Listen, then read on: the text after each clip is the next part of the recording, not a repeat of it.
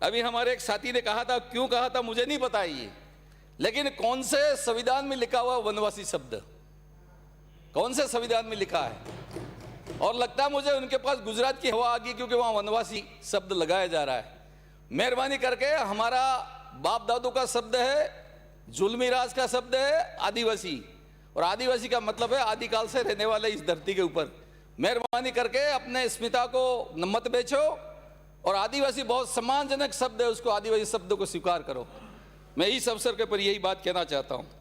अंत में माननीय मंत्री जी हो, चाहे सरकार के अधिकारी और कर्मचारी हो, सबसे मेरी प्रार्थना है कि अगर थोड़ी सी भी पीड़ा है इस समाज के प्रति, थोड़ी सी भी पीड़ा है, तो मेहरबानी करके, मनुष्य का अवतार भगवान ने मुझे दिया है, और ये सदन में बड़ी मुश्किल से 7 करोड़ जनता में से मुझे आने का अवसर मिला है।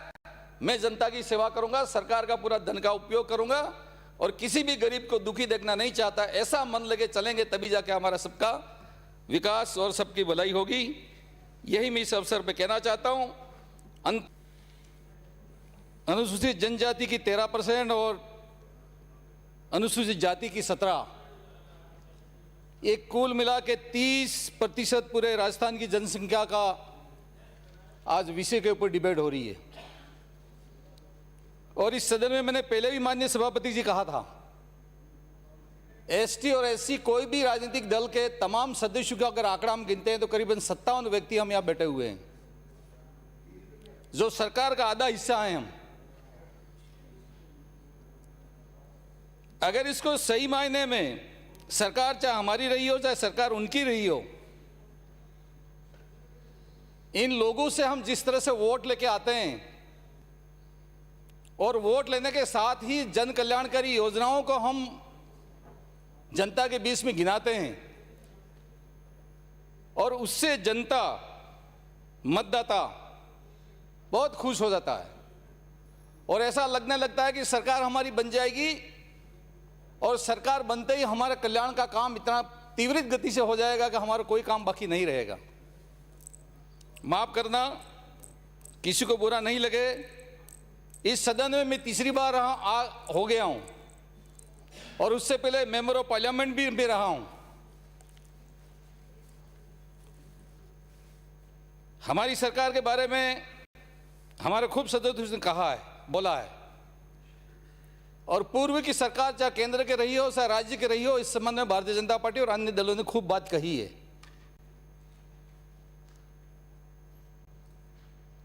पिछली सरकार में जब भारतीय जनता पार्टी की सरकार थी, सदन के अंदर शासन कर रहे थे, मुझे कहते हुए बहुत मन में दुख हो रहा है कि सामाजिक न्याय अधिकारिता विभाग का मंत्रालय हमारे किसी एससी भाई के पास में रहना चाहिए, जिस तरह के हमारे मास्टर भंवरलाल जी, आज मास्टर भंवरलाल जी नहीं है, वो एससी के थे, उनके पास में था। लेकिन पिछली सरकार में वो मंत्रालय एससी परिवार में नहीं होकर किसी अन्य के पास में था, जिसका नाम लेना नहीं चाहता मैं।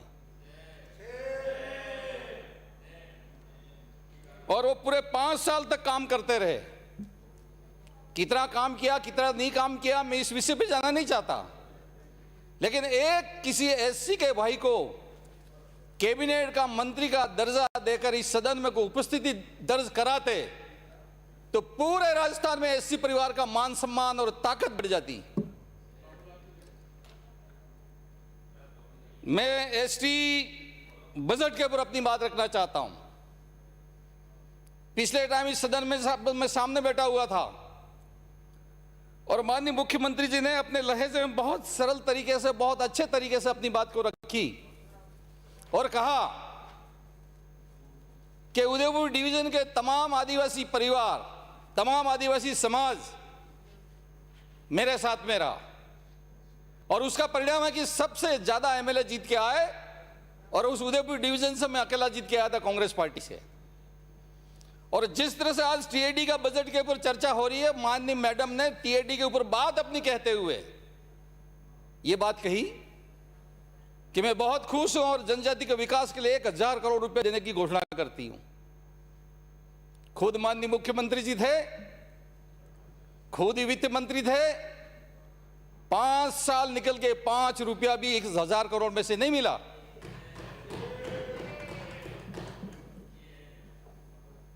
अब किसी को अच्छा लगे से बुरा लगे, ये बजट की किताब मेरे पास में है, अभी मैंने सरसरी निगाह से देखी है, मैं कोई तैयारी करके नहीं आता। सदन में जो सदस्य बोलते हैं उसका कोई सारांश निकाल के बोलने की कोशिश करता हूं। अभी मैं देख रहा था माननीय मुख्यमंत्री जी ने सप्लीमेंट्री में क्या बोला, इसको तो मैंने नहीं लिखा है, लेकिन टीएसपी क्षेत्र में मूल बजट में बोला, चाहे वो सड़क हो, चाहे हॉस्पिटल हो, चाहे वेद विद्यापीठ हो, चाहे बेणेश्वर जैसे जगह पर 132 करोड़ का पुलिया का निर्माण हो, या बांसवाड़ा में वेद विद्यापीठ हो, इन तमाम कामों के लिए 1114 करोड़ रुपया दिया है, 1114 करोड़। और सप्लीमेंट्री बजट में दिया वो अलग, और अन्य जो अलग प्रकार की स्कीम होगी जिसका लाभ मिलेगा उस क्षेत्र की जनता को वो अलग। मैं बुला लूंगा नहीं, इनके बाद तो उनको बुलाऊंगा। 1975 में इस मंत्रिमंडल का भारत सरकार के द्वारा गठन हुआ, और सब जानते हैं कि 1975 में किसकी सरकार थी, और 1975 में राज्य सरकार किसकी थी वो सबको पता है। उस वक्त सरकार के जो भी हमारे नेता प्रतिनिधि जो भी रहे हो, उन्होंने जल्दबाजी में एरिया का अलग अलग बांट दिया एरिया। ये एरिया तो हमारा टीएसपी का होगा, ये नॉन टीएसपी का होगा, या माड़ा का होगा, या सहरिया का होगा, वो हो गया। पिछली आपकी सरकार में इसकी दोबारा सर्वे हुई, जो क्षेत्र छूट गया था उसको वापस ले लिया, उसके लिए आपको धन्यवाद। लेकिन माननीय सभापति जी और सदन के तमाम पक्ष विपक्ष दोनों सदनों के सदस्यों से मेरी अपील है कि भगवान अगर मुझे जन्म लेने से पहले पूछता कि तुझे कहां जाना है, तो मैं पता नहीं क्या मांगता। उस आदिवासी की क्या गलती होगी जो जैसलमेर और बाड़मेर रेगिस्तान के उस टीले से संघर्ष कर रहा है, या नाथद्वारा के आसपास में जो आदिवासी जन्मजात आदिवासी है वो संघर्ष कर रहा है, या कोटा के आसपास में संघर्ष कर रहा है, आदिवासी है लेकिन वो स्वर्ण समाज के साथ में रहता है, और उसकी वजह से उसको बिजली, पानी, सड़क, शिक्षा में छूट, ये विभिन्न प्रकार के लाभ इसको नहीं मिलते हैं। मैं आज सदन में दोनों तरफ से अपील करना चाहूंगा, राजनीति में आना और जाना तो बना रहेगा, लेकिन हम सब एक मत होकर सरकार से मांग करते हैं कि संपूर्ण राजस्थान के अंदर आदिवासी और हमारे एससी भाई कहां कहां रहते हैं इसकी सर्वे होनी चाहिए, और बाकी लाभ नहीं मिले उसके बच्चे की शिक्षा में के अंदर पढ़ाई के लिए इसकी फीस माफ हो जाए, इसको बिजली का कनेक्शन आदिवासी की तरह हो जाए, या जो भी सुविधाएं मिलनी चाहिए उसको सुविधा मिलनी चाहिए। इस प्रकार का एक अलग से सर्वे करने की आज आवश्यकता है। मैं माननीय मुख्यमंत्री जी को धन्यवाद करता हूं कि उन्होंने जैसलमेर के आसपास में एक बोर्ड गठन करने की घोषणा की है, इसी तरह से मारवाड़ के अंदर घोषणा की है। इसके अलावा भी अगर कोई क्षेत्र छूट जाता है तो मैं सरकार से दरखास्त करता हूं और निवेदन करता हूं कि इसकी सर्वे की जाए, और सरकार की तरफ से जो सुविधाएं उनको मुहैया होनी चाहिए वो मुहैया होती रहनी चाहिए। सरकार के 75 के गठन के बाद समय समय के ऊपर सरकार की ओर से विभाग को अपना रुपया मिलता रहा और काम करते रहे। पिछले टाइम में जब सरकार में मंत्री था तो माननीय कटारिया साहब ने मुझे कहा था कि महेंद्र मालवीय ये कह हो रहे हो, बात तो ठीक है, वो पैसा तो मिल रहा है, ये तो 13% पैसा जो फंड फ्लो के रूप में मिलना चाहिए वो पैसा आज नहीं मिल रहा है। और मैं विभाग से और पूरे सदन से अपील करता हूं कि सरकार कानून बनाती है और कानून बनाने के बाद में भूल जाती है। वो जो सरकार का टोटली बजट का 13% जो फंड फ्लो है वो टीएडी विभाग को मिलना चाहिए। ये मिलेगा तो उनकी शिक्षा हो, स्वास्थ्य हो, सड़क हो, बिजली हो, पानी हो, ये तमाम सुविधाएं उन सबको मुहैया होगी।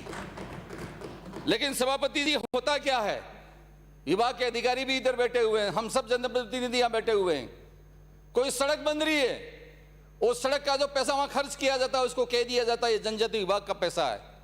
क्या जनजाति विभाग नहीं होता तो क्या उदयपुर डिवीजन में सड़क नहीं बनती, क्या तालाब नहीं बनते? लेकिन ये इस तरह से बहाना करके इन लोगों के साथ में धोखा हो रहा है। और इसलिए मेरी मांग है कि महाराष्ट्र पैटर्न भी लागू हुआ, कुछ टाइम तक उड़ीसा पैटर्न भी लाए, उन राज्यों का हमने अध्ययन भी किया। इस बार माननीय मुख्यमंत्री जी ने अलग कानून बनाने की घोषणा की है। मैं उम्मीद करता हूं कि माननीय मुख्यमंत्री की जिस तरह से सदन में अपनी भावनाएं व्यक्त की हैं, उस भावनाओं के साथ राजस्थान में एक सख्त से सख्त कानून बने और पूरे के पूरे पैसे का टीएसपी क्षेत्र के विकास के लिए या जनजाति के विकास के लिए या एससी भाई के विकास के लिए पूरा पैसा इसमें लगे और वो विकास की मुख्य धारा में जुड़ सके। एक सम्मानजनक तरीके से हम सबको मिलकर कार्य करने की आज आवश्यकता है। माननीय सभापति महोदय, टीएसपी क्षेत्र में बहुत आंदोलन चल रहे हैं। मैं माननीय मुख्यमंत्री जी को धन्यवाद करता हूं कि आबू रोड के अंदर जब महामहिम गवर्नर साहब वहां गए हुए थे और मैं और सीएम साहब वहां गए और हमने बात की कि टीएसपी क्षेत्र में अलग से आरक्षण की व्यवस्था करने की आवश्यकता है। माननीय मुख्यमंत्री जी ने 16 जून 2013 को महामहिम से, राज्यपाल महोदय से एक घोषणा कराई। 45% आरक्षण स्थानीय लोगों के लिए होगा, 5% एससी के लिए होगा और रेस्ट 50 स्थानीय अभ्यर्थियों के लिए होगा। लेकिन इसके बावजूद भी आज भी वहां पे धरना और प्रदर्शन हो रहे हैं। आज के मैं पत्र पत्रिकाएं पढ़ रहा था, हाई कोर्ट और सुप्रीम कोर्ट भी बोलने लगा है कि जो 50% आरक्षण का राइडर था उसको हटाओ और जनसंख्या के आधार पर उन लोगों को मदद करो। मैं इस मौके पर पुरजोर तरीके से ये मांग रखता हूं कि हमारे टीएसपी क्षेत्र में कोई भी समाज हो, समाज के अनुपातिक जनसंख्या के अनुपात के ऊपर आरक्षण की व्यवस्था कर दी जाए ताकि आए दिन लड़ाई झगड़े और दंगे फसाद या रास्ते रोकना, घर जलाना, दुकानें जलाना ये काम बंद हो जाए। मैं हमारे मीणा भैया बैठे हुए हैं, उनसे मेरा निवेदन है कि कहने के लिए हम सब कह देते हैं कि आपस में हम भाई भाई हैं। वो भाई भाई कह देने से भाई भाई काम नहीं देगा। मैं रोटी खाऊंगा तो मेरी भूख खत्म होगी, आप रोटी खाओगे आपकी भूख खत्म होगी। मेहरबानी करके 12 पॉइंट समथिंग जो आरक्षण है हमारे पूरे राजस्थान का प्रशासनिक सेवाओं का, उस आरक्षण का प्रशासनिक सेवाओं में जो हमारी जनसंख्या वहां पे टीएसपी क्षेत्र में है वो आरक्षण हमको दिया जाए। अगर ये मिलेगा तो वहां का लड़का भी एसडीओ तहसीलदार कुछ बनेगा। मुझे आज कहते हुए बहुत हर्ष है कि बांसवाड़ा डूंगरपुर की 2 बच्चियां हमारी आईएएस अभी बनी बहुत मुश्किल से, और आईएएस बनी है तो लोग बहुत खुशी का इंतजार कर रहे हैं। मुझे ये बात कहते हुए बहुत हर्ष हो रहा है कि टीएसपी क्षेत्र में मेडिकल के अंदर अलग से आरक्षण की व्यवस्था की। आज इसका परिणाम है कि उदयपुर डिवीजन में 500 आदिवासी और अन्य समाज के हमारे डॉक्टर बन गए। अलवर, भरतपुर, सवाई माधोपुर से डॉक्टर आता था तब जाके हमारी कोई नाड़ी देखता था, आज घर घर में डॉक्टर हो गया है। अगर ये परिणाम अगर आया है तो अशोक गहलोत साहब की वजह से आया है। इस अवसर पर मैं बात कहना चाहता हूँ। माननीय सभापति महोदय जी, एरिया के बढ़ाने की बात हो गई। आपने आधा किया, आधा हमने किया, बेट बिरा जो कम, आधा आपने किया, आधा हमने किया तो है ने कि पूरा आपने कर दिया, पूरा आपने कर दिया, बस पूरा आपने कर दिया, पूरा आपने किया। हमारे तो 500 बच्चे डॉक्टर बन गए, खुशी इस बात की है। मैं इस अवसर के ऊपर एक बात और, जो बहुत गंभीर मामला है माननीय सभापति जी, ये जो वन अधिकार पट्टा का मामला है, ये वन अधिकार पट्टा टीएडी डिपार्टमेंट के ऊपर छोड़ दिया है। मैं अधिकारियां बैठे हुए हैं, उनसे भी मेरा निवेदन है कि वन अधिकार का काम सिर्फ टीएडी विभाग करे, ये संभव नहीं है। मैं दरखास्त करता हूं कि वन अधिकार का काम सबसे ज्यादा करने की आवश्यकता वन विभाग के लोगों को। जब जंगल उनका है, उनको पता है कि जमीन किसकी है, कौन बैठा हुआ है।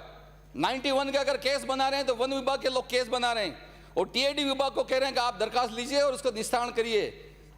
किसकी लड़की और कौन शादी करा रहा है, बड़ी गजब की बात है। मैं निवेदन करना चाहता हूं कि पिछले टाइम में 44,000 हमने आवेदन प्राप्त किए थे, लेकिन कुछ डिस्प्यूट में रहे और कुछ हो गए हैं, तब तक लोगों ने और जमीन पर कब्जा कर लिया है। मैं ये चाहूंगा माननीय सभापति जी कि तमाम जो लोग बरसों से कब्जा करके बैठे हुए हैं, वन विभाग आगे होकर काम करे और जितने भी कब्जादारी लोग हैं उनको जमीन दे दे ताकि अपना मकान बना सके, स्वाभिमान के साथ में रह सके। पिछले टाइम में सरकार में मैं स्वयं मंत्री था, वन विभाग ने कहा कि हमारे पास में लोकेशन ट्रेस करने के लिए कोई साधन नहीं है, इसलिए हमारी दिक्कत आ रही है। हमने जीपीएस खरीद के दिया था, मैं अधिकारियां बैठे हुए, सरकार के मंत्रियां बैठे हुए, उनसे निवेदन करना चाहता हूं कि आज भी अगर जीपीएस की आवश्यकता हो कि कौन से नंबर पर किसान बैठा है तो टीएडी विभाग से जीपीएस दीजिए, लेकिन जल्दी से जल्दी इन लोगों को उस जमीन का मालिकाना हक दीजिए ताकि वो ठीक ढंग से अपने जीवन को जी सके। मैं इस अवसर के पर मैं ये बात कहना चाहता हूं। दूसरी बात मेरी ये कहनी है माननीय सभापति जी कि जितने भी खनिज है, जितना भी माइनिंग है, ये तमाम जनजाति के क्षेत्र के अंदर ही ये माइनिंग का काम हो रहा है। मैं बांसवाड़ा जिले की बात करना चाहता हूं। कानून तो नहीं बना पा रही है सरकार, लेकिन जो माइनिंग है वहां पे मैग्नीज है, जो बड़ी महंगी चीज है, अवैध रूप से माइनिंग होकर गुजरात और मध्य प्रदेश जा रहा है। मैं सरकार से दरखास्त करता हूं कि कैसा कोई कानून बनाए जिस कानून के तहत वो मैग्नीज हम सरकार के हित में निकाल सकें और उससे पैसा भी हमारा अर्जित होगा, सरकार की आय बढ़ेगी। ये बात मैं इस अवसर पर कहना चाहता हूं। मुझे ये बात कहते हुए बहुत खुशी है, अभी हमारे कुछ साथियों ने कहा भी था कि राजनीतिक आरक्षण तो हमको मिल गया, लेकिन प्रशासनिक और अन्य कर्मचारियों के अंदर कुछ दिक्कतें जरूर छोटी मोटी आ रही हैं। इसको हम धीरे धीरे करके समाप्त करेंगे। पता नहीं सदन में हम सब आपस में भाई हैं और ये जब तक बाहें चढ़ा के लड़ते रहेंगे तब तक मजे मारते रहेंगे। ध्यान रखना इस बात का। इसको छोड़ो, सदन के बाहर जाके अपनी बात करो, लेकिन बात करने के बाद में कोई नतीजे पे तो आओ, नहीं तो इसका कोई रास्ता निकलने वाला नहीं है। पिछले टाइम मैंने एक बात कही थी कि उधर का नेतृत्व कटारिया साहब कर रहे हैं और इधर का नेतृत्व इधर कर रहे हैं। कटारिया साहब इधर से आपको नहीं आने देंगे, इधर वाला हमारा आपके वहां नहीं आने देंगे, और अपन तो कूटा कूटा के मर जाने वाले हैं। मेहरबानी करके इसको छोड़ो। अभी हमारे एक साथी ने कहा था, क्यों कहा था मुझे नहीं पता ये, लेकिन कौन से संविधान में लिखा हुआ वनवासी शब्द, कौन से संविधान में लिखा है? और लगता है मुझे उनके पास गुजरात की हवा आ गई, क्योंकि वहां वनवासी शब्द लगाया जा रहा है। मेहरबानी करके, हमारा बाप दादू का शब्द है, जुल्मी राज का शब्द है आदिवासी, और आदिवासी का मतलब है आदिकाल से रहने वाले इस धरती के ऊपर। मेहरबानी करके अपने अस्मिता को मत बेचो, और आदिवासी बहुत सम्मानजनक शब्द है, उसको आदिवासी शब्द को स्वीकार करो। मैं इस अवसर के पर यही बात कहना चाहता हूं। अंत में माननीय मंत्री जी हो, चाहे सरकार के अधिकारी और कर्मचारी हो, सबसे मेरी प्रार्थना है कि अगर थोड़ी सी भी पीड़ा है इस समाज के प्रति, थोड़ी सी भी पीड़ा है, तो मेहरबानी करके, मनुष्य का अवतार भगवान ने मुझे दिया है और ये सदन में बड़ी मुश्किल से 7 करोड़ जनता में से मुझे आने का अवसर मिला है।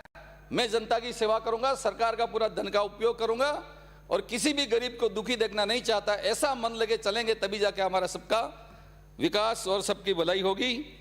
यही मैं इस अवसर पर कहना चाहता हूं। अंतिम में माननीय मुख्यमंत्री जी को बारंबार धन्यवाद करता हूं कि आपने इस बार के बजट को, राजस्थान की जनता के लिए विकास के दरवाजे खुले हैं, धन का रेलम पेल हुआ है कोरोना जैसी बीमारी के बाद भी, और अभी तो लास्ट 17 और 18 तारीख का दिन बाकी है। पता नहीं वो जादूगर क्या जादूगर का पिटारा लेके आता है, उसका कोई पता नहीं। इसलिए मुझे आज इस दोनों ही मान संख्या के ऊपर बोलने का मौका दिया। जहाँ तक सामाजिक न्याय अधिकारिता का विषय है, सामाजिक न्याय अधिकारिता के अंदर कोई समाज का व्यक्ति नहीं वंचित रह जाए उस विभाग से। इस विभाग के अंदर भी एक से बढ़कर एक बेहतर कार्य हो रहे हैं, आगे भी कार्य होते रहेंगे। यही मैं इस अवसर पर कहना चाहता हूं। मुझे आप सब ने बोलने का मौका दिया, आप सब ने सुना, आप सबके प्रति आभार, बहुत बहुत धन्यवाद। जय हिंद, जय भारत। विराज एक मिनट विराज।